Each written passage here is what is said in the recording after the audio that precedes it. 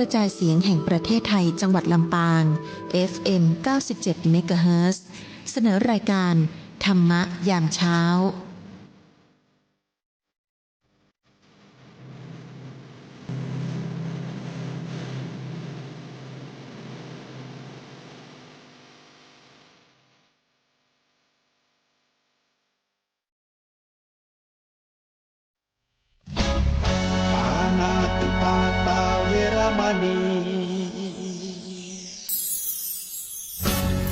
อธินาทานา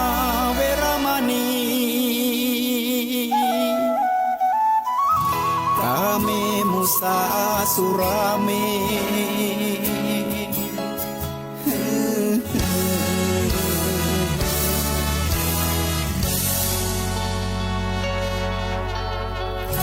ศีลคือข้อห้ามธรรมคือข้อให้พุทธองค์ตรัสไว้ชี้ทางใจให้ภาคเพียรเบญจศีลเบญจธรรมท่องจ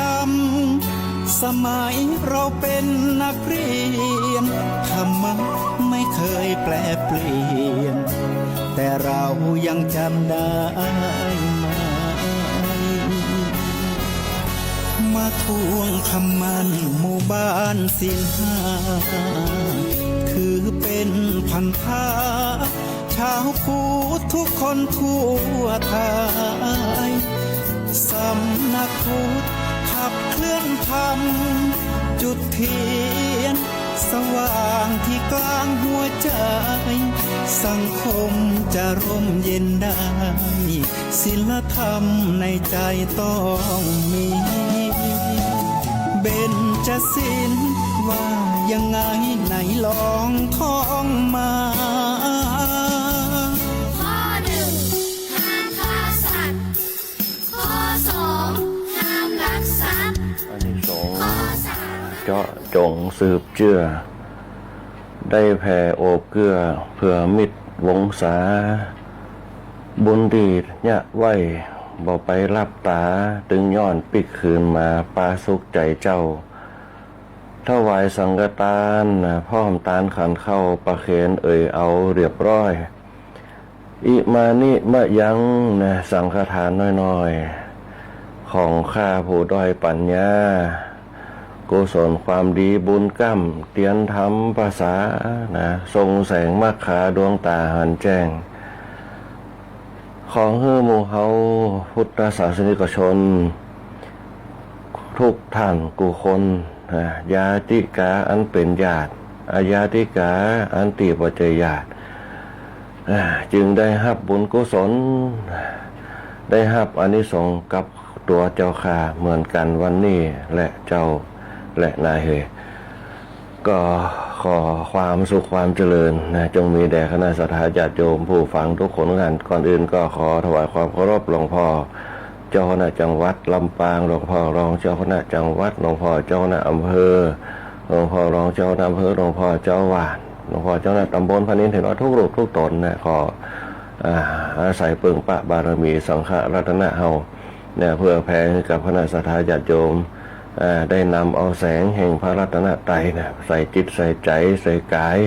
ในการดำเนินชีวิตอย่างก้าวไปแต่ละวันแต่ละวันแต่ละเดือนแต่ละปีไปอย่าให้อยู่ดีมีสุขมีอายุวันนะสุขะพละแต่ละคนแต่ละท่านแล้วก็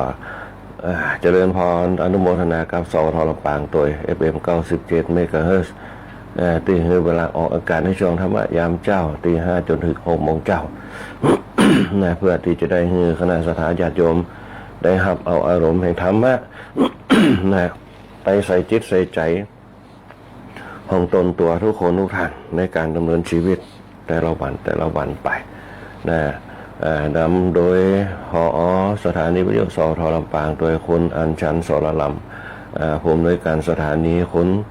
กาญจนาอินทาหัวหน้าฝ่ายรายการคนก้อยอาจราพรปวงจันทร์คนแอลชุติการเราใช้คนบรรหารสุยะอันนี้คือฝ่ายเจ้าหน้าที่จัดรายการเจ้าหน้าที่ประชาสัมพันธ์ตีรวมจิตรวมใจกัน แล้วก็สนับสนุนเป็นสะพานบุญให้กับรายการธรรมะยามเจ้าบ่าวางานบุญการกุศลใดๆก็ตาม นะฮะอันนี้ก็ถือว่าเป็นการสร้างกุศลความดีเป็นบารมีส่งเสริมอย่างแต่ละคนแต่ละท่านจะได้มีความสุข4ประการอายุวันนะสุขะพละนะฮะอายุวันโนสุขังพลังอย่างที่ว่ากันไปฝ่ายช่างเขาจะเป็นหัวหน้าประสานทีมทองนะคนแหลมเพชรนันตาแสงคนผู้พิงพงศิริแสนช่างต่อวัติร้อยเตียทิศวรรณวารีพร้อมกับช่างดิวนะประยุทธ์พงษ์ดวงชมพูนะที่ควบคุม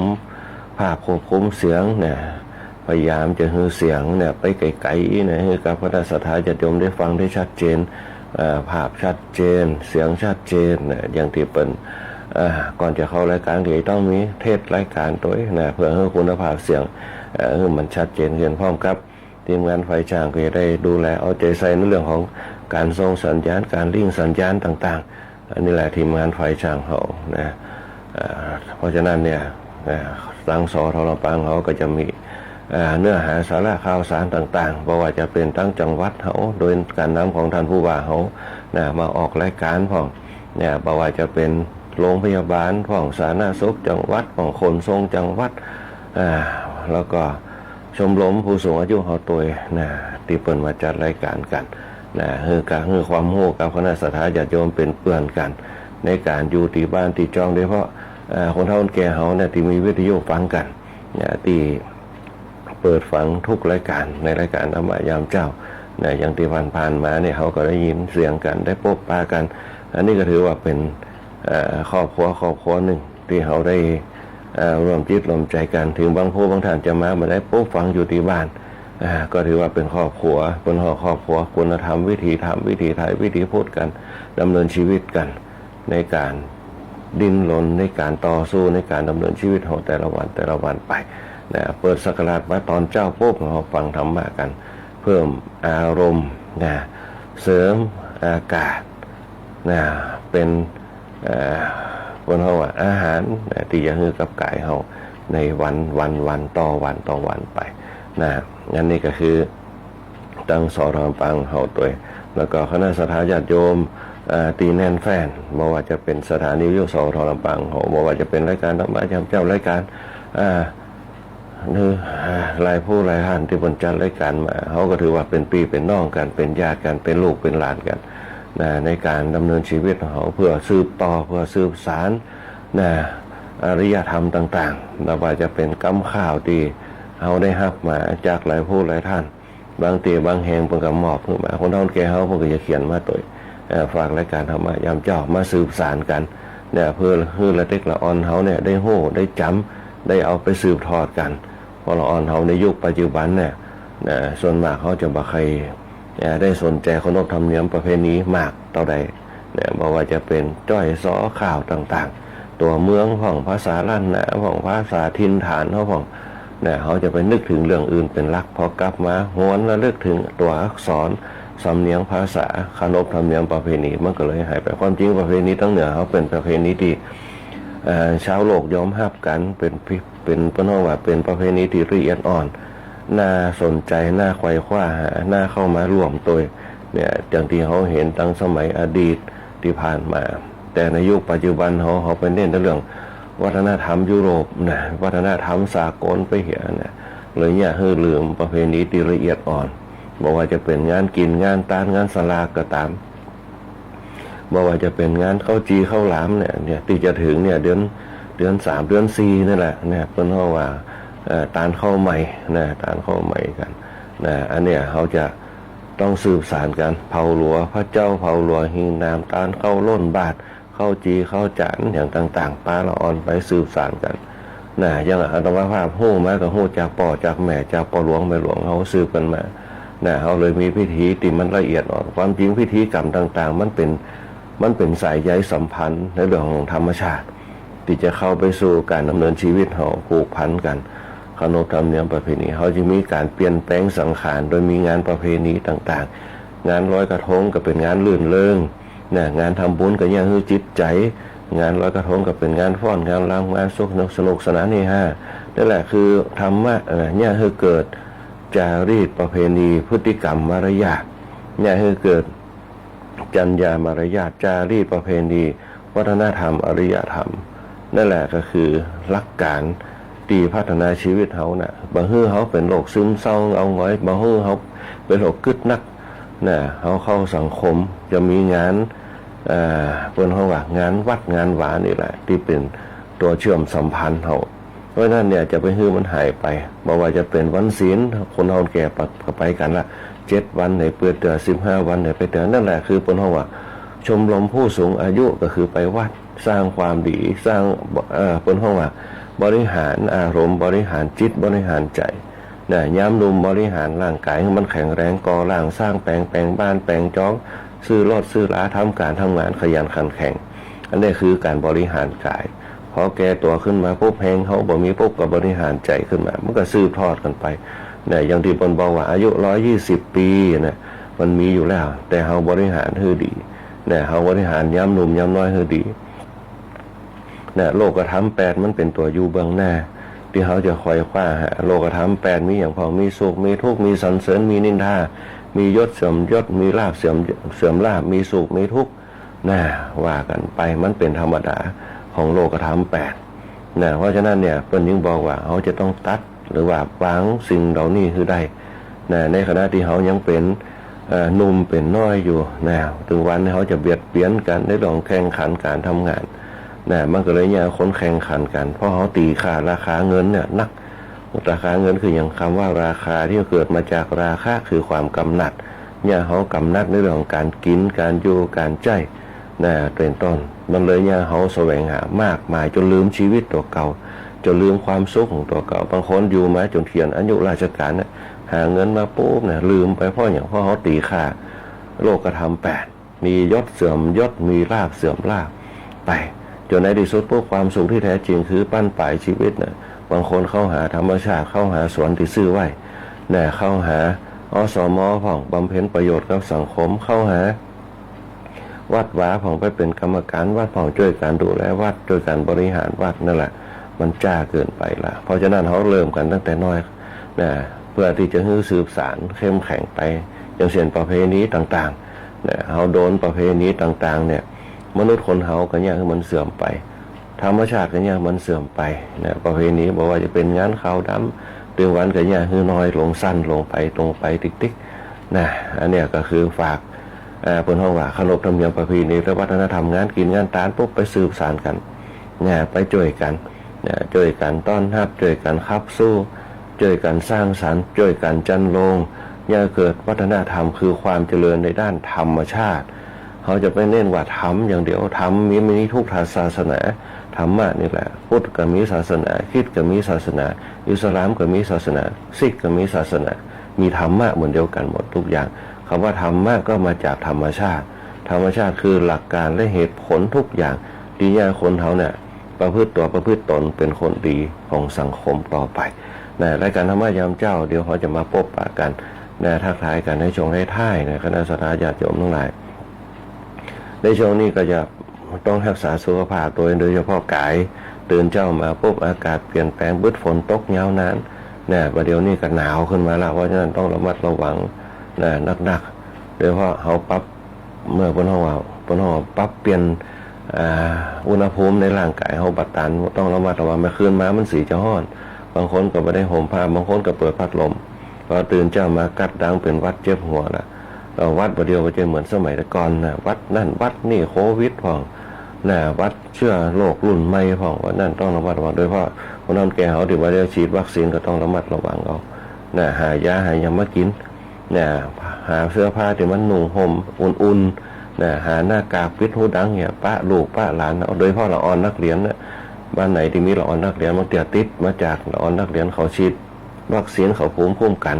แต่คนเขาแก่เขาไม่ได้ฉีดภูมิคุ้มกันไว้ปุ๊บเนี่ยเดี๋ยวติดมาปุ๊บมันลงปอดลงอย่างกันลำบากต้องระมัดระวังหา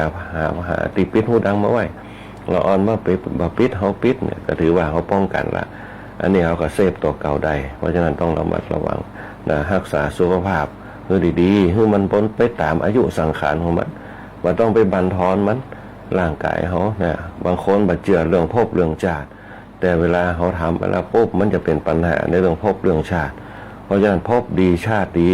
เชื้อชาติมันก็จะเกิดขึ้นในการดำเนินชีวิตนะภพชาติดีเชื้อชาติสัญชาติมันก็จะดีในขณะที่เขาดำเนินชีวิตเป็นมนุษย์เขา มันจะเป็นวัฏจักรในการดำเนินชีวิตเขาหนีวงเวียนเปิ้นเฮาว่ากงกรรมกงเกวียนวัฏจักรวงเวียนชีวิตไปบ่พ้นนะถึงเขาจะบ่สามารถสัมผัสได้แต่ความรู้สึกมันสัมผัสได้นะเหมือนกับสุขกับทุกข์มันปนกันไปวันนี้เฮาสุขมันผูกเฮาทุกข์มันผูกเฮาทุกข์มันหือเฮาสุขมันบ่แน่นอนเสมอไป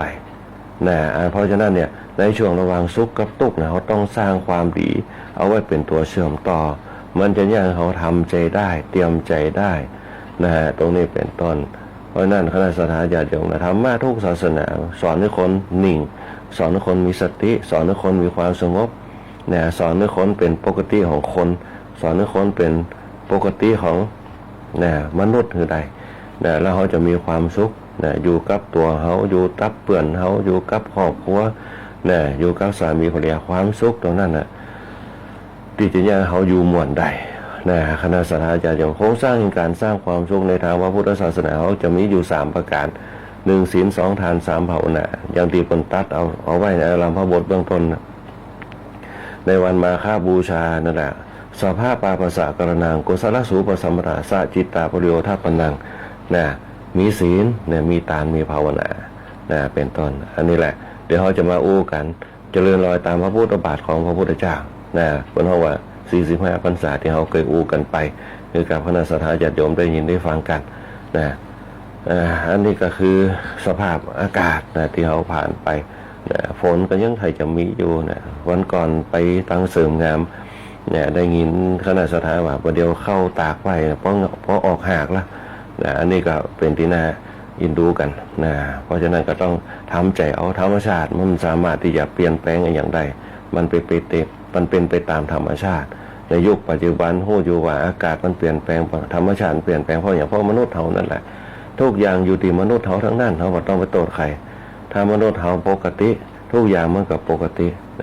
อันนี้เป็นต้นธรรมชาติมันมีของมันมาหลายเจนหลายชาติแต่มนุษย์เนี่ยคือความเปลี่ยนแปลงยิ่งนักขึ้นเท่าใดมันก็เปลี่ยนแปลงนักขึ้นเท่านั้นนอกจากว่ามนุษย์เนี่ยรู้จักหลักเกณฑ์หลักการรู้จักเพิ่นเฮาว่าเข้ากับธรรมชาติถ้าเขาเข้ากับธรรมชาติได้มันก็ยั่งยืนธรรมชาติยั่งยืนแต่ถ้าเขาเข้ากับธรรมชาติมาได้ธรรมชาติมันก็ไม่ยั่งยืนมันก็มีการเปลี่ยนแปลงไปบัดจ้าก็เลี้ยวนะถ้าเลี้ยวคึบนะก็ยั่งยืนมันอันนี้ผลเป็นต้นนะความเปลี่ยนแปลงของคนเขามันหนักขึ้นนะในวันที่25เนี่ยจะมีงานประเพณีงานบุญตามร้อยศรัทธาไว้สาพระยาชงเจ้าหลวงปู่คุบักเจ้าเกษมเขียมโกของเขาเนี่ย113 ปี113 ปีชาติการของเปิ้นถ้าเปิ้นอยู่มาจนถึงปัจจุบันนี้113 ปีแต่เขาการระลึกนึกถึงคุณงามความดีของเปิ้นเป็นอริยสงฆ์ประจำจังหวัดลำปางเขา113 ปีเปิ้นสร้างคุณงามความดีเนี่ยคนเขาเนี่ยไปเป็นศูนย์รวมจิตใจนะสมัยปัจจุบันปุ๊บละอ่อนรุ่นหลังเนี่ยจะบ่ใครฮู้กันละวิหารของเขาก็อยู่ในบ้านตีเอลของเขาก็คืออินเทอร์เน็ตโทรศัพท์มือถือต่างๆเพราะฉะนั้นนะพ่อแม่เขาก็ต้องป้ากันพ่องบ่ใช่ว่าปล่อยไปในที่สุดปุ๊บก็คือสังคมมาแก้ปัญหามันเริ่มที่พ่อก่อที่แม่แก้ที่โรงเรียนพ่อเป็นคนคือกำเนิดแม่เป็นคนเปิดชีวิตโรงเรียนเนี่ยเป็นคนอบรมดูแลช่วยกันพ่อเพราะนั่นเนี่ยเขาจะต้องเจอกันโดยเฉพาะคำว่าวัดวาอารามเราจะไปคิดถึงแต่ว่าวัดวาอารามปุ๊บเนี่ยมันเป็นเช่นนั้นมันเป็นเนี่ยเขาต้องเอาวัดความว่าวัดเป็นหลักวัดมันสืบทอดกันมาเมินอารามสืบทอดกันมาเมินเจน2569-68 ปีละเนี่ยมันสูงมาเขาจะต้องยึดตรงนั้นว่าเป้าหมายแห่งพระรัตนตรัยมีอยู่3ประการพระพุทธพระธรรมพระสงฆ์เนี่ยคำว่าพระสงฆ์ก็คืออริยสงฆ์ต่างๆที่ประพฤติปฏิบัติกันเป็นต้นมาถามว่าสมณะคำว่าบรรพชิตเนี่ยสมณะคือผู้สงบบรรพชิตคือผู้นักบวชผู้บวชเนี่ยภิกษุก็คือผู้ขอขออะไรอย่างคนเขาท่านนึกถึงธรรมชาติคำเป็นมนุษย์โลกิยชนเนี่ยคนเขาว่าขอขินแต่ถ้าเขานึกถึงธรรมชาติเป็น คนเขาว่า โลกุตระชนเนี่ยชนผู้มีจิตใจสูงเนี่ยเป็นจะห้องว่าผู้ขออารมณ์ของแต่ละคนเนี่ยคำว่าสงฆ์เนี่ยจะเป็นธรรมชาติก็ไปขอพวกแบ่งอารมณ์คือการพองหู้จักแบ่งกินแบ่งการแบ่งอารมณ์คือการให้ ให้ปุ๊บให้แบบบริสุทธิ์มันก็จะเกิดความบริสุทธิ์เนี่ยผู้ขอเนี่ยผู้ขอเนี่ยก็คือภิกษุทายกก็คือผู้ให้ทายิกาก็คือผู้ให้ทายกคือผู้ชายที่เป็นผู้ให้ทายิกาก็เป็นผู้หญิงที่เป็นผู้ให้ถ้าเรารู้จักให้เนี่ยมันจะเป็นอานิสงส์เนี่ยเป็นโมเดลเป็นเลเวลเป็นสิ่งที่สะสมไปว่าเรารู้จักให้รู้จักให้รู้จักให้เนี่ยพอคนไหนรู้จักให้ปุ๊บเนี่ยมันจะเกิดทานคือการให้เนี่ยเมื่อการให้มันเกิดอย่างขึ้นมาล่ะเกิดการแบ่งปันสิ่งของแบ่งปันสิ่งของปุ๊บก่อนที่จะฮื้อปุ๊บต่อไปเขาจะให้ด้วยอารมณ์อินดูละอ่อนอินดูคนเฒ่าคนแก่อินดูคนขอทานอินดูคนตุกไล่เข็นใจนะการให้มันเกิดขึ้นการแบ่งมันเกิดขึ้นการปันมันเกิดขึ้นเป็นวัตถุเบื้องหน้ามันจึงแยกให้จิตใจแต่ละคนรู้จักให้ทานแบ่งปันอารมณ์ซึ่งกันและกันแต่คนเขาในยุคปัจจุบันมันเจอสภาพผลเท่าว่าสภาพการตั้งนอกเลยมาคิดว่าฮือไปปุ๊บเอาไปแย่อย่างพอฮือไปปุ๊บไปแย่ของมันเลยเป็นความผิดของเขาแต่ถ้าเขาแบ่งใจให้ด้วยปัญญามาเป็นอย่างฮือไปส่วนหนึ่งเขาฮือไปเพื่อสร้างบุญจะเป็นที่ได้กระทำการให้มันเกิดผลไปแล้วให้แบบแบ่งปันอารมณ์เขาได้นะมันจะเขาได้นะผลเท่าว่ายิ่งให้ยิ่งได้ยิ่งอายยิ่งอดยิ่งให้ยิ่งได้หลวงปู่เขาก็สอนอยู่ตลอดยิ่งฮือยิ่งได้เนี่ยลองไปถามหลวงปู่เนี่ยเปิดคำสอนคนมียิ่งให้ยิ่งได้อะไรอย่างบางคนยิ่งให้มันก็เสียไปกันเขาเกิดตั้งโลกียชนทั้งหลายฮือมันก็เสียไปเขาเกิดตั้งโลกชัดเจนแต่เขาบอกฮือยิ่งให้ยิ่งได้อารมณ์ปล่อยอารมณ์ไปเขาได้อะไรอย่างได้กุศลได้ความดีกลับมามันได้จะไหนผลเท่าว่าได้หนึ่งมันเป็นนิสัยเขาเพราะฮือปุ๊บเดี๋ยวเขาจะกรรมเขาก็ฮือลูกเขาเนี่ยกับเขาฮือลูกเขาน่ะปงไปเหียจำมันเตะเขารับอยู่เดี๋ยวเขาลูกมาเขาก็กินข้าวเขาก็ไปโรงเรียนเนี่ยเขาไปเหียมันจะได้ผ่านไปมันว่าต้องได้เป็นปัญหานั่นแหละคือการให้มันเกิดขึ้นเขาเรียกว่าการให้การแบ่งการปันน่ะปันสิ่งของเนี่ยฮือสนองกับปันใจปันอารมณ์ให้แก่กันเพราะน้องแก้วในยุคตะกอนเนี่ยเปิ้นจะไปใจคืดนักบ่มาคืดนักเปิ้นตื่นขึ้นมาพบตามหน้าที่ของเปิ้นมายิงคนเฒ่ามายิงเปิ้นกับลูกมานึ่งข้าวเปาไฟน่ะดึงนึ่งเข้าปุ๊บเนี่ยกับเข้าสามีกินลูกได้กินเนี่ยบางเตียมภรรยาบ่สบายเมียบ่สบายผัวก็เนี่ยแบ่งปันกันบางเตียมเพิ่นทำงานมาอิดมาเหนื่อยนะก็ได้พักผ่อนเต็มที่เขาก็อยู่บ้านแม่สีเรือนทำแต่บ้านลูกอย่างเขานั่นแหละคือความเป็นครอบครัวเพราะคำว่าครอบครัวปุ๊บเนี่ยความเลื่อมใสของเราอ่อนมันยิ่งเกิดขึ้นว่าแม่เนี่ยเป็นผู้เมตตาเนี่ยเป็นพระพรหมเนี่ยป่อนี่คือผู้เปิดผู้ให้เนี่ยผู้ให้กำเนิด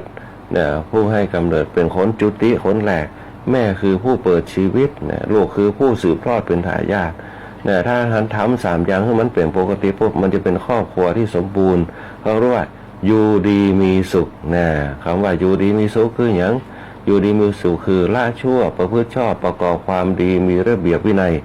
ละชั่วคืออย่างบ่ต้องไปคิดนักทำไปตามหน้าที่ของเขาคือกับครอบครัวเนี่ยทำดีละชั่วไปเนี่ยประพฤติชอบคือประพฤติในดีต่อกันคิดดีต่อกันทำดีต่อกันพูดดีต่อกันมีระเบียบวินัยก็คือเนี่ยรู้จักความเป็นพ่อรู้จักความเป็นแม่รู้จักความเป็นลูกพ่อแม่สอนให้ลูกเนี่ยคือตามทำตามหน้าที่ของลูกเจ้าฟังคำสั่งสอนถึงเวลาเรียนหนังสือนั่นแหละคือพฤติกรรมต่างๆนะคณะสัตยาติโยมทั้งหลายหลวงปู่เขาเปิดสอนเอาไว้ในเรื่องของฐานนะในวันที่25จนถึงวันที่29พฤศจิกาของทุกปีนะมันจะมีงานไหว้สาพระอริยสงฆ์เจ้าหลวงปู่ครูบาอาจารย์สมโภชด้วยคณะกรรมการนะเปิ่นจะทำกันนะเปิ่นจะเนี่ยทำบุญกันนะที่สุสานไตรลักษณ์ประตูมาของเขาในวันที่25เนี่ยใกล้จะถึงแหม 3-4 วันเนี่ย8 โมงเปิ่นจะมีพิธีบวงสรวงนะบริเวณศาลเจ้าแม่สุชาดานะปนวีบวงสรวงสิ่งศักดิ์สิทธิ์บริเวณศาลบริเวณศาลเจ้าแม่สุชาดาเนี่ย8 โมง 9 นาทีวันที่25วันที่26เนี่ยเปิ่นจะมีบวงสรวงพระพุทธนะบวงสรวงพระพุทธบวงสรวงสิ่งศักดิ์สิทธิ์ตีหลานลูกปั้นหลวงพ่อครูบาเจ้าเกษมเขมโกงเฮาแล้วก็ 9 โมง 9 นาทีบวงสรวงท้าวเวสสุวรรณในวันที่26นะฮะ27นี่ก็วัน8 โมงเจ้าก็ยังมีเปิ้นห้องว่าจำหน่ายสินค้าต่างๆนะ8 โมงปลายก็เทท้องรอรูปเหมือนหลวงปู่ครูบาเจ้าเกษมเขียวมงคลเฮาองค์ยืน8 โมง 59 นาทีนะเปิ้นจะเทท้องรอรูปเหมือนหลวงปู่เฮาบ่ายโมง 30 นาทีขบวนอัญเชิญเครื่องสักการะหลวงปู่เฮาจะแห่ขบวนกันจุดด้านหน้าวัดพระแก้วดอนเต้าเฮา3 โมง13:30 นาทีนะ14 นาฬิกาหรือว่า2 โมง 39เนี่ยขบวนอัญเชิญเครื่องสักการะเคลื่อนออกจากบริเวณวัดพระแก้วเฮานะสถานีวิทยุสทลำปางเฮาสถานีวิทยุอสมทจะเริ่มถ่ายทอดสดผ่านทางเพจสถานีเฮาตัวเวลา 14:39 น.นะหรือว่าไป 2:39 นาทีนะเพิ่นจะมีขบวนอัญเชิญเครื่องสักการะไปไหว้สาหลวงปู่ครูบาเจ้าเกษมเขียวมงคลเฮาเนี่ยเคลื่อนขบวนหน้าวัดพระแก้วไปนะอันนี้เป็นต้น3 โมงครึ่งเนี่ยคณะสัทธาญาติโยมจะรวมพิธีเปิดงานกันณมณฑปสถานปฏิบัติธรรมหลวงปู่เฮาเวลา 4 โมงปุ๊บขบวนอัญเชิญหลวงปู่เนี่ยเคลื่อนถึงสถานปฏิบัติธรรมมีการฟ้อนเล็บนะต้อนรับขบวนโดย6 โมงครึ่งจะมีตานพิธีถวายเครื่องโคตานสักการะหลวงปู่เฮาโดยท่านผู้ว่าเขาจะเป็นประธานนะประกอบพิธีนะอันนี้เป็นต้นแล้วก็จะมีบนห้องว่าพิธีกรถวายนะถวายทายธรรมนะถวายทายธรรมตัวแล้วก็พิธีกรเชิญผู้แทนขบวนเครื่องสักการะต่างๆของหน่วยงานองค์กรปกครองส่วนท้องถิ่นจำนวน17 ขบวนนะถวายทายธรรมแต่พระสงฆ์5 โมงครึ่งจะมีพิธีถวายพวงมาลัยดอกมะลิสักการะหลวงปู่ครูบาเจ้าเกษมเขียวมงคลเขาสาวพวงนะแล้วก็18 นาฬิกา 6 โมงแลงเนี่ยพิธีเปิดงานเปิดงานคนจะมีพิธีถวายความอาลัยแด่สมเด็จพระนางเจ้าพระบรมราชินีนาถพระบรมราชชนนีพันปีหลวงของเขาตัวแล้วก็จะมีการฟ้อนไหว้สาหลวงปู่ครูบาเจ้าของตัวนะอันนี้เป็นต้นท่านผู้ว่าก็จะมอบเงินรางวัลสนับสนุนแก่นักแสดงท่านนายอำเภอเขาจะกล่าวรายงานแล้วก็ท่านผู้ว่าจะเป็นประธานพิธีกล่าวเปิดพิธีนะอันนี้เป็นต้นอันนี้คือประเพณีพิธีกรรมเนี่ยรายละเอียดต่างๆวันที่28จะมีแสดงพระธรรมเทศนา 9 โมงนะแสดงพระธรรมเทศนา 12 นาฬิกาออกโรงทานนะ18 นาฬิกาในธรรมวัดเย็นนั่งสมาธิเจริญจิตภาวนานำโดยหลวงพ่อเจ้าหน้าจังหวัดลำปางพระจินดารัตนาพรเจ้าหน้าจังหวัดลำปาง6 โมงแรงนะจะมีทำวัดสวดมนต์ด้วยนั่งสมาธิด้วยขอเชิญคณะสัทธาญาติโยมเนี่ยไปตั้งจิตตั้งใจไปปฏิบัติธรรมกันได้เวลา 6 โมงวันที่28นะจะมีทำวัดเย็นด้วยเช้านาฬิกา 2 ทุ่มแสดงพระธรรมเทศนาแล้วก็มีการสวดอภิธรรมคือการหลวงปู่เฮาด้วยวันที่29ตอนเจ้า 6 โมงจะถวายพระทหารเจ้าแด่พระสงฆ์จะมีการทำบุญตักบาตรข้าวสารอาหารแห้งแก่พระสงฆ์114 รูป6 โมงเจ้า 6 โมงแรงจะทำวัดสวดมนต์นั่งสมาธิเจริญภาวนาโดยหลวงพ่อเจ้าหน้าจังหวัดลำปางเขา2 ทุ่มก็จะแสดงพระธรรมเทศนาวันที่29เขานี่คือ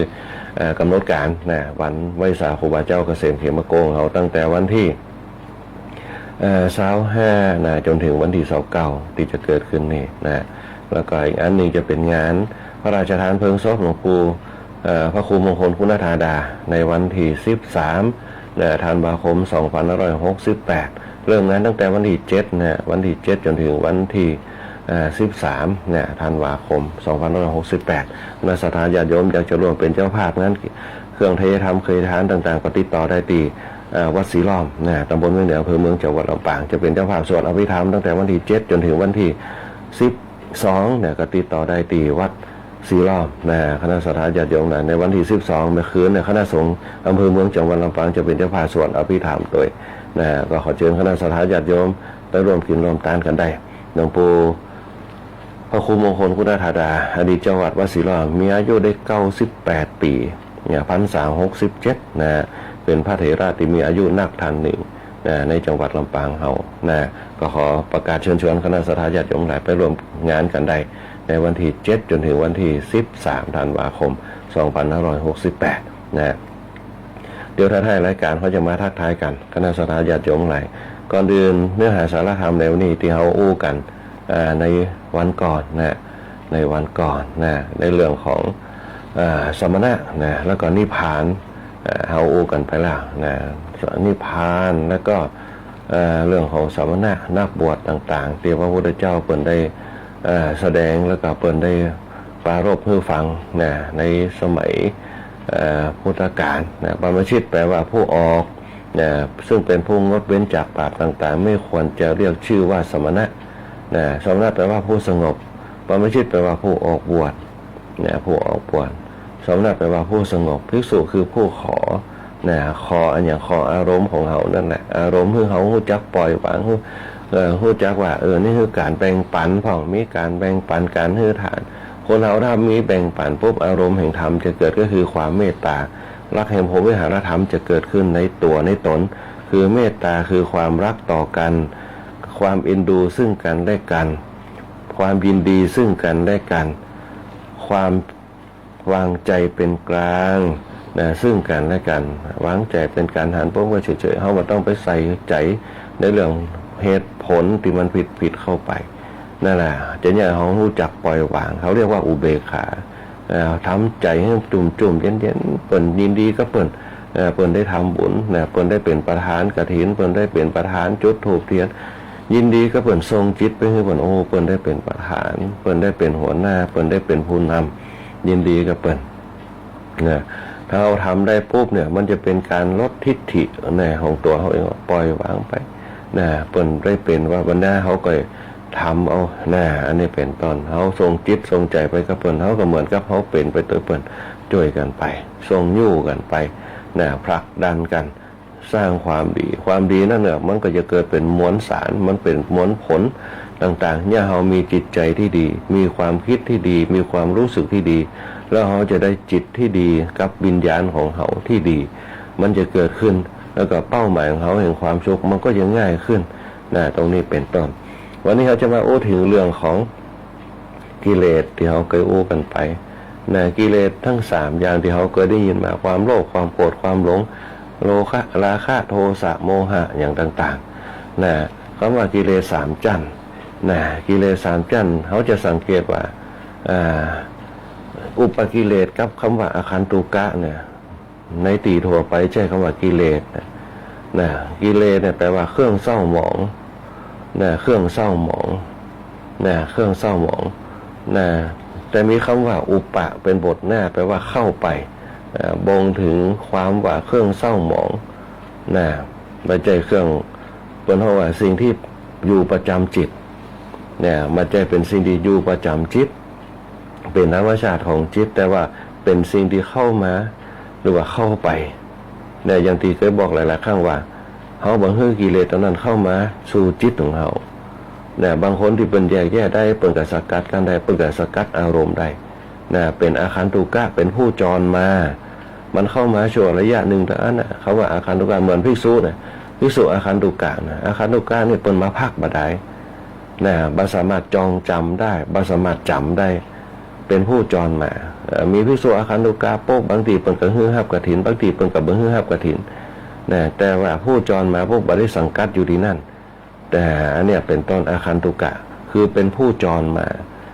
เป็นผู้พักอาศัยอยู่กับจิตหรือว่าแขกผู้พักอาศัยแต่เขาไม่สามารถจะนำเข้ามาสู่จิตของเขาได้ต้องการที่จะแสดงในยะให้ชัดเจนว่ากิเลสนั่นมันจะเป็นธรรมชาติที่ประจำจิตที่เขานำเข้ามากันนักกิเลสเข้ามาประจำจิตเพราะจิตเขาไปผูกพันไปผูกมัดกับสิ่งเหล่านั้นมันเลยยังมันประจำจิตคนเขามันเลยมาสิงตัวเขาอย่างเขามีความโลภความโกรธความหลงเพราะความโลภเนี่ยมันเป็นที่มักหมมมันแน่นอนว่าเขาได้มามันมีความสุขแต่มันเป็นความสุขที่มักหมมเหมือนกับความโลภของเขาเนี่ยเราเขาหลงสะสมอย่างสักอย่างไว้มันจะสะสมติ๊กสะสมติ๊กมันจะบาดปอดโป่งมันจะบาดโล่งลองสังเกตพอได้แม่บ้านที่เป็นซื้อบนห้องซอสกะน้ำปลากะเกลือกะถ้าเขาซื้อไว้ติ๊กมันก็จะสะสมทับถมเหมือนกับเสื้อผ้าที่เขาซื้อไว้ไม่ได้ใส่มันก็สะสมไว้แต่ถ้าเขาใส่ไปปุ๊บตามที่เขาซื้อมาใส่ไปปุ๊บแล้วก็ซ่อมแล้วก็ใส่ครับ ถ้าเขาเกิดว่าเนี่ยเสื้อคือเสื้อผ้าที่ปกปิดร่างกายเขามายึดมันว่าเนี่ยมันความงดงามเปลี่ยนไปอย่างพ่องเปลี่ยนสไตล์พ่องแต่ถ้ามาเกิดมันก็ใส่คือใส่เนี่ยมันก็เนี่ยคือสิ่งเหล่านั้นเนี่ยมันก็บำมักบ่มประสะสมขึ้นมาเพราะนั้นสิ่งเหล่านี้ปุ๊บเนี่ยเพิ่นว่าความโลภเนี่ยย่างมันสะสมมันเป็นตัวกำนัดเนี่ยให้เกิดเนี่ยมันเป็นสิ่งที่เข้ามาแป๊บเดียวบางทีถ้าเขากายปุ๊บเขาก็บาโลภโอ้มันอย่างมันนักแต่นักว่าสะสมไว้นักเอาทิ้งเอาขวางอย่างพ่องเนี่ยบางคนเมินไปสะสมมันนักขึ้นต่างเดินพอจะบ่มีเขาก็เลยเพี้ยวออกไปพอเพี้ยวไปมันโล่งปุ๊บเนี่ยเหมือนกับเขาบอกว่าปลูกบ้านมีหญ้ามันเขียวมันสดชื่นลมลื่นดิพอมันนักขึ้นปุ๊บเขาก็มาเพี้ยวใหญ่ก็โอ้มันโล่งดีเนี่ยอันนี้เป็นต้นบ้านเขาก็เหมือนกันมันอย่ามาอึดอัดมันอย่ามาโลกมันอย่างต่างๆเขาเพี้ยวอย่าเป็นซากเป็นอย่างเอากระดาษหนังสือพิมพ์ที่สะสมไว้ไปมัดขายหรือว่าเอาไปให้คนอื่นที่เพิ่นเอาไปเจ็ดกระจกได้ทำประโยชน์ได้เอาไปแจกพ่องเอาไปอย่างพ่องพอมันก็โล่งไปเหมือนกับสถานที่เขาบางคนรองเท้าเต็มหน้าบ้านเอาไปปุ๊บอดีมันแข็งบิดงอสุดท้ายแล้วพวกก็เอาขวางอยู่ดีแต่แทนที่เขาจะไปแจกไปอย่างเงี้ยมันงอมันอย่างเดี๋ยวเกิดน้ำท่วมขึ้นมาปุ๊บมันเสียเขาขวางเงี้ยเนี่ยอันนี้เป็นต้นแต่ถ้าเขาไปแจกไปอย่างมีระเด็กละอ่อนข้างบ้านใส่ได้เขาก็ฮือไปมันก็โล่งไปเขาก็กวาดตรงที่มันโล่งมันเจ็ดที่มันสะอาดมันก็งามหูงามตาขึ้นมาเนี่ยอันนี้เป็นต้นบางคนก็สะสมกระถางเอากระถางมาวางไว้หน้าบ้านนักปุ๊บพอเอาออกไปโล่งปุ๊บเนี่ยการสูญเสียมันก็คือเป็นห้อยเป็นอย่างเนี่ยเป็นต้นนั่นแหละคือเป็นห้องว่าสิ่งแรกมันจะเข้ามาแวะเข้ามาหากิเลสเนี่ยมันจะเป็นตัวประจำมันจะเป็นตัวประจำจิตของเขาเป็นห้องว่าอาคันตุกะสิ่งที่จรมาเข้าแวะหาจิตเขาถ้าเขาหลุ่มลงก็มันก็จะติดพอมันติดปุ๊บเนี่ยมันก็มีความเบื่อหน่ายมันเนี่ยพอมันเบื่อหน่ายมันเหมือนบางคนหลุ่มลงได้เรื่องของลาภยศเนี่ยมันก็อย่างคือจิตของเขาเนี่ยไปผูกพันเนี่ยเป็นห้องอาคันตุกะเพราะฉะนั้นเนี่ยเป็นห้องว่าเขาจะลดพ้นอุปกิเลสทั้งหลายได้เนี่ยเขาจะต้องหาวิธีกำจัดเนี่ยโดยเฉพาะความสงบที่มันอยู่ในจิตของเขาต้องคมเพื่อใดโดยการบางคนก็ใจสมาธิเนี่ยเป็นตัวคมแต่มันก็ไม่ใช่ลดเนี่ยแต่เขาจะต้องมีธรรมะอยู่ในจิตของเขาตัวในสติของเขาคล้องเขาตลอดต้องการลดพ้นออกไปให้ได้นะคือใจคำว่าทานเนี่ยปล่อยไปนะอันนี้เป็นต้นเพราะฉะนั้นเนี่ยเขาว่ากิเลสจะมีอยู่3ชั้นด้วยกันเนี่ยอุปกิเลสคันตุกะเนี่ยอันนี้เป็นต้นอุปะแปลว่าเข้าประกอบเข้าด้วยเนี่ยอันนี้อุปะแปลว่าเข้าไปด้วยเพราะฉะนั้นเนี่ยในบทต่อไปจะได้แสดงว่าจิตนั่นเนี่ยก็วิมุตติเนี่ยคือความหลุดพ้นใจหลุดพ้นจากอุปกิเลสทั้งหลายเมื่อจิตวิมุตติเนี่ยก็คือหลุดพ้นจากอุปกิเลสธรรมชาติพระพุทธสอนพุทธพองไปของจิตทั้งหลายนะ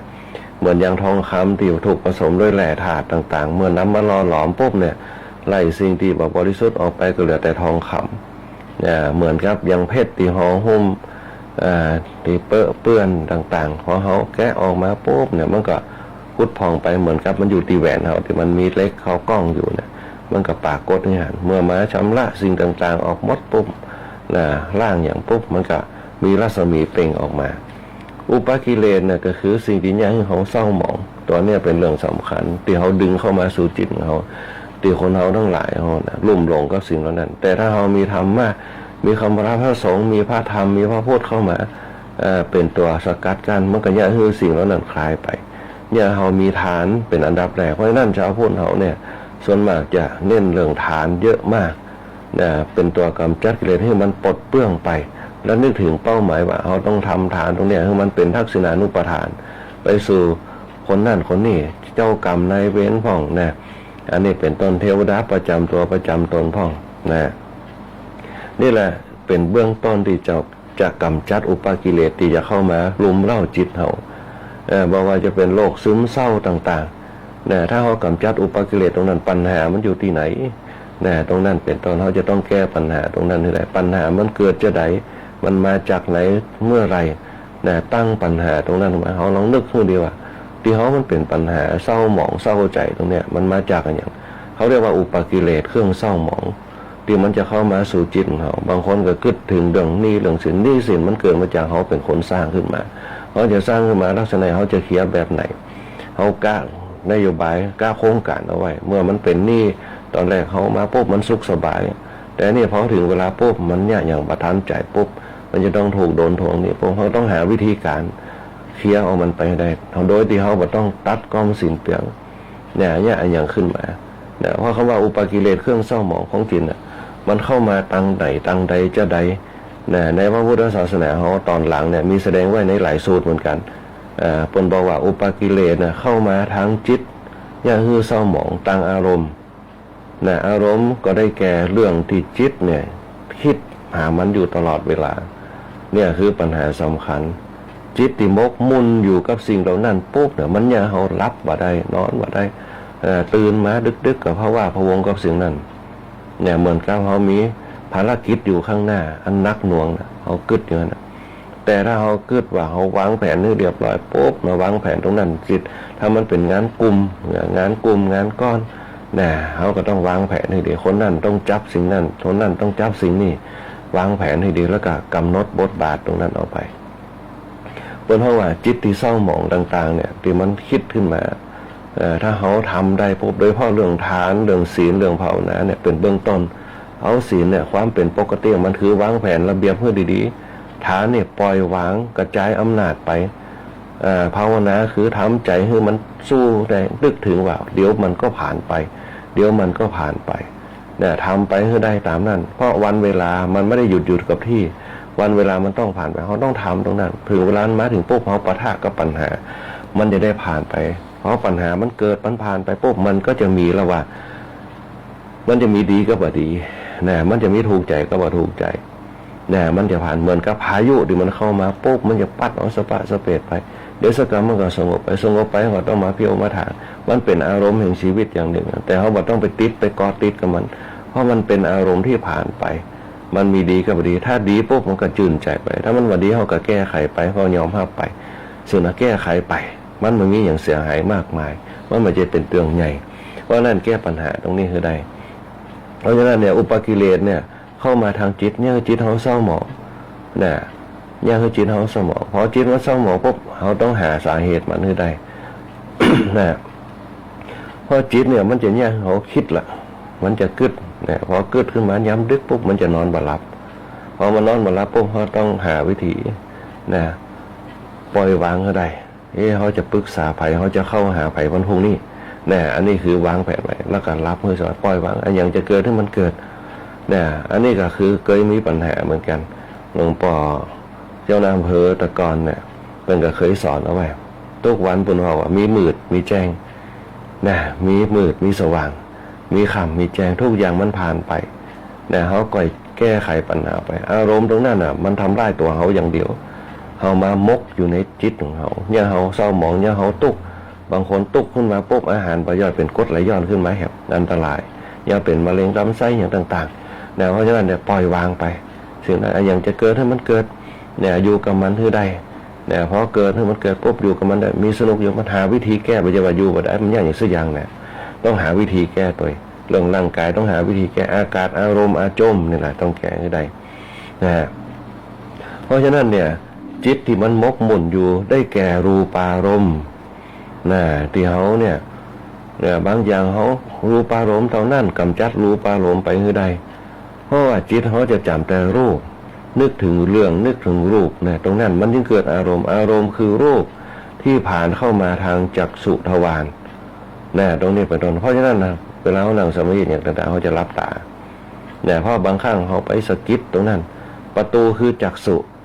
ตรงนี้กำจัดอารมณ์ที่หมกมุ่นตรงนี้ไปเห็นอย่างปุ๊บพ้นมาถูกตากำจัดปล่อยมันสัพเพสัตตาเวลาโหนโต๊ะอันอย่างมันก็เป็นไปตามธรรมชาติมันคนเฮามันมีนิสัยบ่เหมือนกัน100 คนกับ100 นิสัย1,000 คนกับ1,000 นิสัยอยู่กับตัวเฮาก็ได้ถ้าเฮาอยู่กับตัวเฮาได้เฮาอารมณ์เฮาปุ๊บเฮามีความสุขที่สุดวันนี้เฮาจะอยากจะได้อารมณ์เฮาดีที่สุดไปเอาไปหยังไปปล่อยอารมณ์เฮาไปกาดไปหยังห้องปั่นรถถีบห้องเดินไปห้องโอ้จ๋าสักคำก็ฮู้จักไผก็โอ้กันเถียอารมณ์ทางตา อีกอันหนึ่งสัทธารมณ์อารมณ์คือเสียงที่ผ่านเข้ามาตั้งหู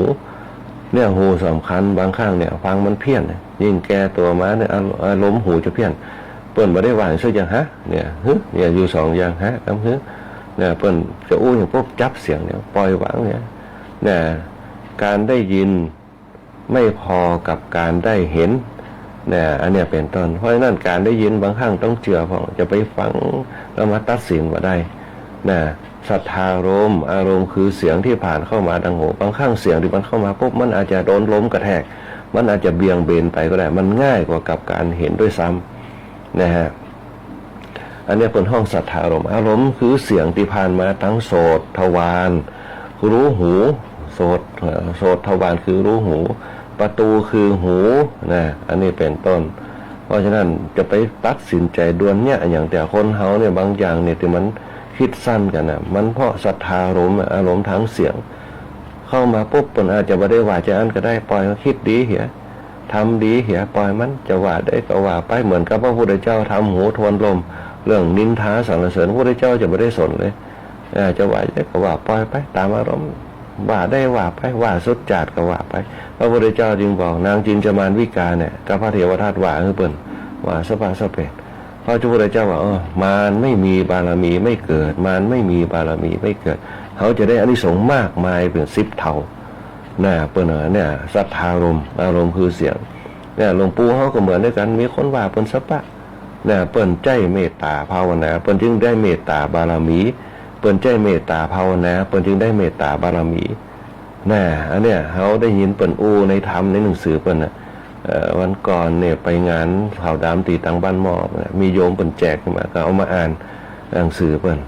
เนี่ยมันไม่มีบารมีไม่เกิดเนี่ยอันนี้แหละคือศรัทธาลมคนเฮาในยุคปัจจุบันเนี่ยที่มันทะเลาะวิวาทกันข้อเสียงเนี่ยโอ้กันพวกคนอื่นเป่าหูมาปุ๊บไปว่าละเหมือนกับละอ่อนตีจุคนใหญ่ตีกันศรัทธาลมเพราะฉะนั้นปล่อยมันไปอย่าจังมันคนเฮาแก่ในยุคสมัยแต่ก่อนเนี่ยเปิ้นปัจจัยหุ่นหันพันแล่นน่ะเปิ้นนี่อยู่ด้วยกันได้วันเดียวโอ้ได้ยินมาพอปัจจัยเป็นจะอันรู้เปิงเฮาถึงระงับสติคนเฮาแก่ในยุคก่อนความรู้น้อยนะบัดนี้เรียนจบสูงบางคนบ่จบป .4 ด้วยซ้ำแต่ว่าคุณธรรมเปิ้นสูงในการจินตนาการเปิ้นสูงเปิ้นมองโลกในแง่ดีนะเพราะฉะนั้นเปิ้นจึงมีอารมณ์ที่จะพิษจังกัน มันจึงอยู่ด้วยกันได้ด้วยทานอารมณ์นะตรงเนี้ยคณะสัตยาธิโยมนั่นแหละศรัทธารมณ์อารมณ์คือเสียงต้องกันให้ดีโดยเฉพาะคนเฒ่าคนแก่เขาเนี่ยต้องระมัดระวังบางทีเราอ่อนอู้อย่างน้อยกำสมัยใหม่เนี่ยไปกระแทกอารมณ์เขาว่าเฮากะมันแกล้งอู้แควะเฮากะนะปล่อยไปคนสมัยแต่ก่อนเป็นอู้แควะการเป็นม่วนนะเป็นม่วนไปอย่าเป็นบ่ถือสาวางเตี่ยมีสร้อยใส่กันสร้อยนั่นสร้อยนี่เปิ้นก็บ่ถือกันนะเปิ้นก็บ่ถือกันนะคณะสัตยาธิโยมเพราะฉะนั้นปล่อยวางในสิ่งเหล่านี้เสียงก็คือบัณฑิตย่อมไม่สถานเพราะคำนินทาภูเขาย่อมไม่สถานเพราะแรงลมชั้นใดบัณฑิตย่อมไม่สถานเพราะคำนินทาเพียงลมปากฉะนั้นนะสัทธารมณ์นะที่มาตั้งหูประตูคือหูนะอีกอันหนึ่งคันธารมณ์อารมณ์คือกลิ่นที่ผ่านเข้ามาทางคณะทวารก็คือหูดังจมูกเขานี่แหละคนเขาเนี่ยจะมีอารมณ์คึกคืนนะเพราะมาจากหูดังได้กลิ่นว่าโอ้ถ่ายจะล้ำเนาะกลิ่นหอมชุยเนี่ยกิจจากกับเขามาพร้อมกันโอ้อย่ามาจางแต่จางว่าอย่ามาเก็มแต่เก็มว่ากลิ่นมันหอมนั่นแหละคือสิ่งเหตุผลที่ว่าเปิ้นบ่ฮื้อติดในกลิ่นพระพุทธเจ้าคนนี้บอกว่าคนเขาถ้าติดในกลิ่นเนี่ยนะแม้แต่กามารมณ์จะเกิดเนี่ยเปิ้นฮื้อดูอสุภกรรมฐานนะในกลิ่นเนี่ยของบูดนั้นนึกถึงอาหารที่มันร้อนนึกถึงอาหารที่กินไปแล้วมันบูดนะมันก็คือเป็นธรรมดานะคันธารมณ์กลิ่นบางทีเขาจะไปสัมผัสกับกลิ่นนะละอ่อนในยุคปัจจุบันอ่อนยุคใหม่เนี่ยปฐมมัดอย่างต่างๆเนี่ยตีเปิดบ่ฮื้อตาแป้งตาอย่างที่มันมีกลิ่นเนี่ยอารมณ์แห่งกามอารมณ์มันจะเกิดย่าเกิดความใคร่ตามมาก็คือกามเนี่ยอารมณ์มันเกิดนะกามอารมณ์มันก็จะตามมาพอรูปอารมณ์แห่งรูปอารมณ์แห่งกลิ่นเข้ามาปุ๊บมันจะเนี่ยกระตุ้นเนี่ยความอยากมันเกิดตัณหามันก็จะตามมานั่นแหละเพราะฉะนั้นปฏิห้ามพอน้องแกว่าจะไปฝังตาแป้งเดี๋ยวจะไปฝังแต่งตัวเนี่ยจะไปฝังทารีบเปีย ละอ่อนหน่อยๆเพราะกินแห่งสีเสียงสีสันต่างๆเนี่ยมันกระตุ้นอารมณ์แห่งราคะคือความกำหนัดนะกามคือความใคร่แล้วตัณหาก็จะตามมาอยากจะเป็นหนุ่มเป็นสาวขึ้นมาละอันนี้เป็นต้นมันไปกระตุ้นความอยากเพราะไปกระตุ้นความอยากวิทยาศาสตร์เป็นเขาว่ากระตุ้นฮอร์โมนโตเกินวัยอันนี้เกิดขึ้นมาแล้วเนี่ยคือละอ่อนมีคู่มีควงก่อนวัยอันควรสุดท้ายปุ๊บเนี่ยก็จะเนี่ยคือผิดธรรมชาติแห่งครอบครัวไปเพราะนั้นต้องระมัดระวังต้องสอนเหมือนกับสมัยแต่ก่อนอาตมาว่าเป็นละอ่อนปุ๊บกับเปื่อนฝูงที่เป็นแม่ยามยิงเล่นน้ำด้วยกันเล่นอย่างด้วยกันเปิ่นไม่ได้คิดอย่างกันไม่ได้คิดถึงการอารมณ์เวลาเป็นเยาว่าอย่างต่างๆเขาไม่ได้คิดถึงนั้นเขาจะมีความอายเป็นตีเปิงอันนี้เป็นต้นแต่ในสมัยปัจจุบันปุ๊บทางอารมณ์เนี่ยเป็นห้องว่าคันธารมณ์มันเกิดมากโดยเฉพาะสื่อต่างๆในมือถือสื่อต่างๆที่ออกมาตีเป็นห้องว่านักแสดงอย่างต่างๆเป็นแบบอย่างละอ่อนเขาก็โตยตามเขาบ่สามารถจะยับยั้งได้แต่เขาสามารถยับยั้งโดยการระงับอารมณ์แห่งสติต่ออัน คณะสัตยาเดียวทั้งหลายเพราะฉะนั้นคันธารมณ์ก็คืออารมณ์ทางกลิ่นเปิ่นที่บอกกินหนอกลิ่นหนอกินหนอหอมหนอหอมหนอหอมหนอเหม็นหนอเหม็นหนอเหม็นหนอเนี่ยคือจิตเขาสงบเมื่อใดอันเนี้ยเป็นห้องว่าวิธีการฆ่าอารมณ์ต่างๆทำให้สติกลับคืนมาอยู่กับธรรมชาติธรรมดาคันธารมณ์ประตูคือจมูกอีกอันหนึ่งรสารมณ์อารมณ์คือแห่งรสชาติแห่งลิ้นของเขาทั้งหลายถามว่าลิ้นของเขานี่มันอยากหมดทุกอย่างแม้แต่เผ็ดก็ชอบแม้แต่หวานก็ชอบแม้แต่เค็มก็ชอบแต่ถ้าเอาแบบธรรมดาเนี่ยถ้าเอาหูจักธรรมดามันจะบ่หูจักเค็มบ่หูจักเผ็ดบ่หูจักหวานธรรมดาพอละ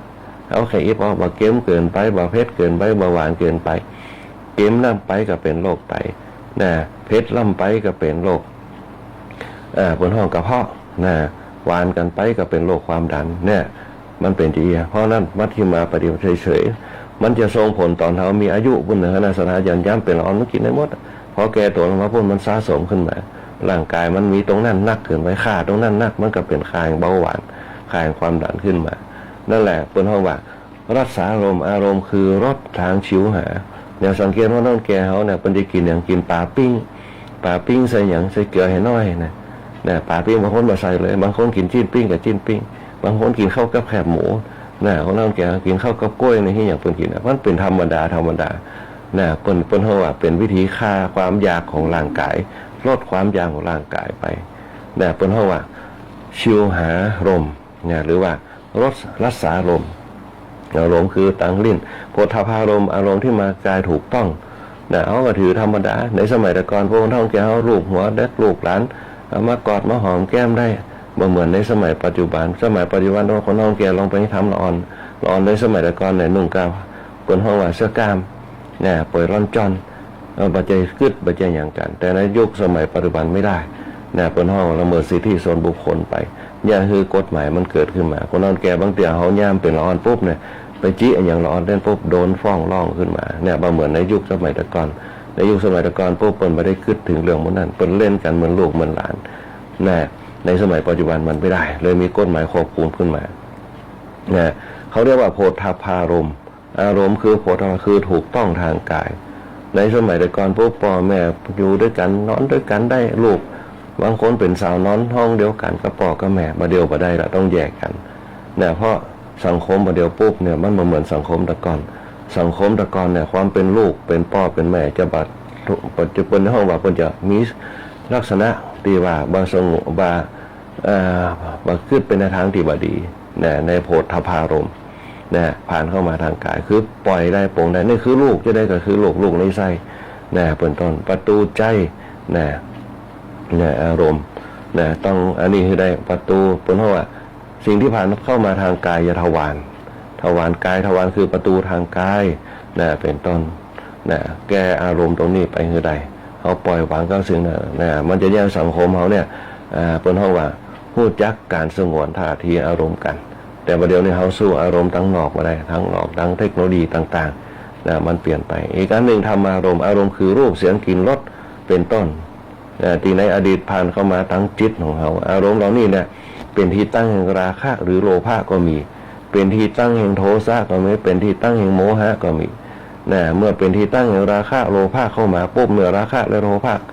ะเกิดขึ้นในจิตเนี่ยเมื่อเป็นที่ตั้งโทสะผ่านเข้ามาโทสะก็จะเกิดขึ้นในจิตนะเมื่อเป็นที่ตั้งแห่งโมหะผ่านเข้ามาโมหะก็เกิดขึ้นในจิตราคะหรือโลภะเนี่ยโทสะและโมหะเกิดขึ้นในจิตนั่นก็ปรากฏความรู้สึกต่างๆขึ้นมาก็คือเมื่อเกิดราคะหรือความโลภเกิดขึ้นนะตัวเขาก็ยังรู้สึกว่าราคะและโทสะและก็โมหะก็เช่นเดียวกันนะเป็นห้องว่ากิเลสเหล่านี้เป็นห้องว่าปริยุทธฐานะคือกิเลสเป็นเครื่องกุ้มรุมจิตนะเป็นเครื่องกุ้มรุมจิตหมายถึงเป็นกิเลสที่เป็นห้องว่าเกิดขึ้นยังเขากัดกุ้มกัดกุ้มในจิตเปิ่นจึงมีวิธีสกัดกั้นโดยสติปัฏฐาน4ชำระออกไปเป็นที่รู้สึกเพราะฉะนั้นเนี่ยคณะสัตยาติโยมเลยถ้าเขาถูกยั่วยุฮือแรงขึ้นกำเริบนักขึ้นจนถึงอกุศลมูลเป็นตัวก่อรวมทั้งกายทั้งวาจาทั้งใจถ้าหากว่ากำเริบขึ้นจนถึงเป็นตัวอกุศลมูลคือสิ่งที่บดีเนี่ยเข้ามารุมเร้าเป็นตัวก่อกรรมเป็นกิเลสอย่างแรงอันนี้เป็นเพราะว่าวีติกรรมกิเลสที่ทำให้ล่วงละเมิดไม่ใช่ว่าเก็บอยู่ในใจแต่ล่วงละเมิดไปละคือว่าเป็นตัวก่อกรรมขึ้นมาทันทีออกไปนอกกรอบของทุกอย่างที่เขาสติลุดไปนั่นแหละคณะสัตยาติโยมทั้งหลายคือกิเลสทั้งหลายที่เข้ามารุมเร้าในตัวเขาเนี่ยเขาเกิดความซึมเศร้าเนี่ยเขาเหมือนมีสติพระพุทธเจ้าก็เลยตัดในเรื่องของสติปัฏฐาน4เป็นตัวนึกขึ้นแล้วก็ใส่อานาปานสติเข้าไปเดี๋ยววันต่อไปเขาจะมาอู้ถึงในเรื่องของวิติกรรมกิเลสที่เนี่ยคนล่วงละเมิดบางครั้งนี่อย่างคนเขาถึงคิดสั้นกันคิดสั้นกันประเทศได้คิดถึงเป้าหมายของความดีที่มีความสุขต่อครอบครัวความสุขต่อคนอื่นเดี๋ยวเขาจะมาอู้กันในพรรษาที่3พรรษา3พระพุทธเจ้าเป็นอู้ในเรื่องวิติกรรมกิเลสที่ทำให้ล่วงละเมิดคือบ่ใจว่าเก็บอยู่ในใจตาอันล่วงละเมิดไปเลยคือว่าเป็นตัวก่อกรรมไปเลยเดี๋ยวเขาจะมาอู้กันในวันต่อไปวันนี้เราไปดูเวลาแฮม5 นาทีคณะสัตยาติโยมหลายก็เสียดายเนื้อหาสาระตรงนี้ที่จะได้มาอู้กับคณะสัตยาติโยมทั้งหลายเดี๋ยววันต่อไปเขาจะมาอู้กันอีกครั้งหนึ่งวันนี้เวลาหมดเวลาเจริญพรอนุโมทนาบุญกับคณะสัตยาติโยมกูคนที่เข้ามาร่วมรับฟังรายการธรรมะยามเจ้าสร้างบารมีธรรมร่วมกันในช่วงตอนเจ้าในวันนี้คณะสัตยาติโยมทั้งหลายบอกว่าจะเป็นคุณโยมสรวุฒิคุณโยมปานอมคุณโยมกัญญาคุณโยมแม่อำไพตัวคุณโยมมนชนกคุณโยมนันชาคุณโยมมะลิแก้วคุณโยมนพดลหอดตัวแล้วก็คุณโยมแดงหวานคุณโยมอุศรีคุณโยมกัญญาคุณโยมลาหวันคุณโยมสมพรคุณโยมสุภาวดีคุณโยมศรีพันธ์คุณโยมจันทร์ฟองคุณโยมมิชิโกคุณโยมเพนคุณโยมนพรัตน์คุณโยมต้นน้ำแล้วก็คุณโยมอัมพันธ์คุณโยมเอราวัณแล้วก็คุณโยมจันทร์คำคุณโยมแอดคุณโยมฮาเร่ที่เข้ามาสร้างบารมีธรรมรวมกันในช่วงธรรมะยามเจ้าสทลำปางของเราในวันนี้คุณโยมฮาเร่คุณโยมสารวุฒิคุณโยมมะลิคุณโยมนพดลคุณโยมเอราวัณคุณโยมวุ้นเที่ยงคุณโยมนพรัตน์คุณโยมธนชาคุณโยมอัมพันธ์คุณโยมสุภาวดีคุณโยมอุศรีคุณโยมจันทาคุณโยมมิชิโกคุณโยมแสงเดือนคุณโยมแม่วินิตคุณโยมดงเยาวตัวแล้วก็คุณโยมลาหวันคุณโยมแสงจันทร์คุณโยมปานน้องคุณโยมอัชรพรดีเจก้อยเหาเข้ามารวมรับฟังรายการธรรมะยามเจ้าคุณโยมมชนกคุณโยมพิมลคุณโยมสมพรคุณโยมจันทร์คามตัวตุปีติขามโนพิขุตุปีอภินันโทพิขุพระครูวิทักษ์ปริยานพระครูวิจารณ์วรการดูเจ้าธรรมดาตั้งเสริมงามพระครูสมพลตั้งสามหนองบงตัวคุณแม่ปิ่นเพชรต่างบ้านบ่อนหินแก้วคุณโยมซีมต่างบ้านสองแผลใต้ตัวป้าไหลต่างบ้านศาสตร์ตัวที่ฟังรายการธรรมะยามเจ้าอยู่แล้วก็คุณแม่สุรีต่างบ้านโตหัวจ้าแล้วคุณแม่สลวยต่างบ้านคัตรีอาตัวประโคพรธรรมชัยแล้วก็ตามบุญบ้านไหลศิลาทองตัวที่ฟังรายการธรรมะยามเจ้าบอกว่าจะเป็นคุณป้านันทวดีตัวแล้วก็ตาเลยป้าติ๋มต่างบ้านกำแพงเมือง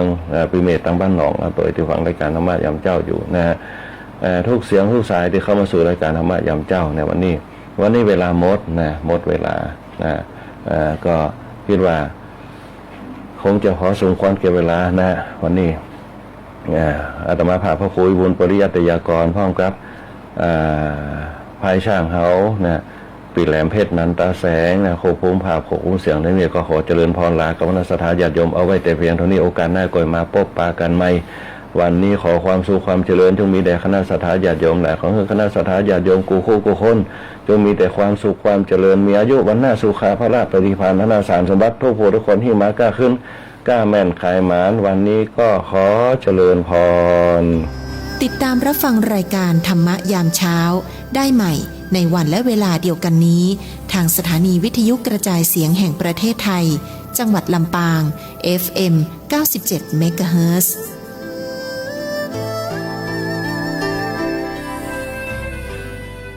ติดตามรับฟังรายการธรรมรับอรุณได้เป็นประจำทุกวัน